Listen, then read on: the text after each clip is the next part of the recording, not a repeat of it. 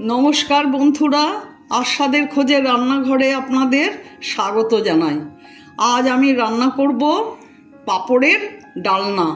তার জন্য উপকরণ নিয়েছি পাঁপড়, এইরকম ছোট ছোট পাঁপড়। এই পাঁপড় আমি মাইক্রোওভেনে বেক করে নিয়েছি। আমি তেলে ভাজিনি, আপনারা চাইলে তেলে ভাজতে পারেন, কিন্তু আমি মাইক্রোওভেনে করে নিয়েছি। আলু নিয়েছি এরকম বড় বড় করে কেটে। আর মশলার জন্য নিচ্ছি পেঁয়াজ, আদা, রসুন, এগুলো পেস্ট করে নেব। আর হলুদ, শুকনো লঙ্কার গুঁড়ো, ধনের গুঁড়ো, জিরের গুঁড়ো, এই মশলার জন্য এগুলো নেব। আর ফোড়নের জন্য নিয়েছি শুকনো লঙ্কা, তেজপাতা, পেঁয়াজ আর জিরে আর কাশ্মীরি লঙ্কার গুঁড়ো একটু। আমি এখন গ্যাস অন করে দিচ্ছি। গ্যাস অন করে মশলাটা পেস্ট করে নেব। মশলাটা পেস্ট করে নিয়েছি। আর বাকি হলুদ, লঙ্কা, জিরে, ধনে জল দিয়ে পেস্ট করে রেখেছি। এখন আমি সর্ষের তেল দিচ্ছি, শুকনো লঙ্কা, তেজপাতা দিয়ে দিলাম, জিরে দিয়ে দিলাম,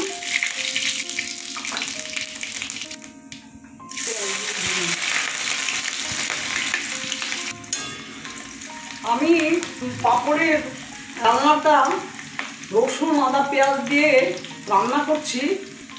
দারুণ টেস্টফুল হয় পাঁপড়ের এই রান্নাটা। নিরামিষও রান্না করা যায়, কিন্তু আমি আজকে রসুন, আদা, পেঁয়াজ দিয়ে রান্না করছি। আপনারা এইভাবে রান্না করে খেয়ে দেখবেন, ভীষণ ভালো লাগে।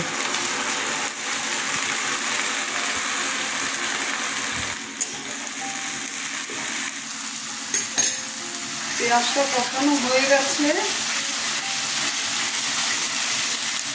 এখন এই মশলাটা দিয়ে দিচ্ছি। হলুদ, লঙ্কার গুঁড়ো, ধনের গুঁড়ো, জিরের গুঁড়ো দিয়ে দিলাম, একটু কাশ্মীরি লঙ্কার গুঁড়ো দিলাম। মশলা কষানো হয়ে গেছে, আলুগুলো ছেড়ে দিচ্ছি।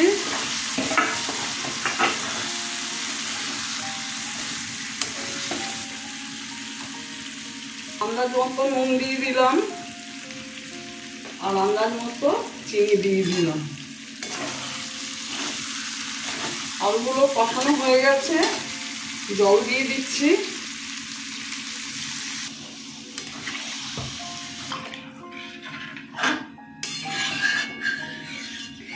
মাংসের থেকে কোনো অংশে এটা কম নয়। রান্না করে খেয়ে দেখবেন। ঢেকে দিচ্ছি একটু, একটু পরে আবার খুলবো।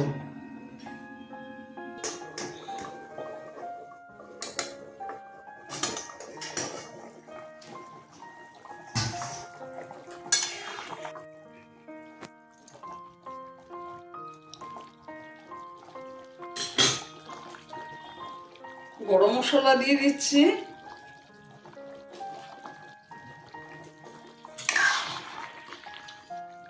আলু সেদ্ধ হয়ে গেছে, এখন পাঁপড়গুলো ছেড়ে দেব।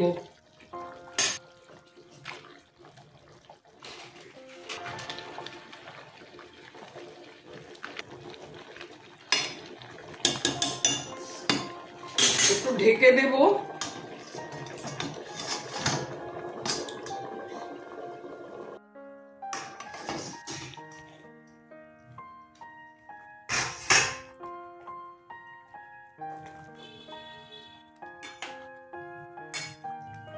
এক চামচ ঘি দিয়ে দিচ্ছি।